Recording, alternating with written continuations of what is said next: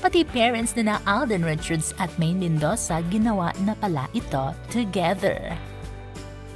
Wow ha, nag-level up na rin ang parents ni Maine Mendoza and Alden Richards.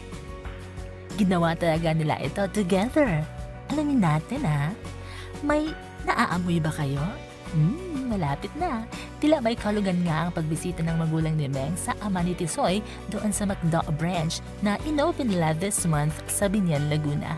Marami ang nagsabi na parang conjugal property ito ng Phenomenal Love Team kaya nagtulungan ang magulang nila. Exciting ha? May iba rin na nagsasabing baka mas malalim na ang dahilan kaya nangyari ito. Ano naman kaya ito? Ano man ang totoong reason, ito lang ang patunay na hindi apektado ang parents nila sa mga isyung ibinabato sa dalawa, lalo na kay Maine. Baka nga may totoong relasyon sina Alden at Maine, kaya gano'n na lang sila ka-close, pati ang magulang nila. Tinatago lang upang mapangalagaan ang karera nila na patuloy na umuusbong.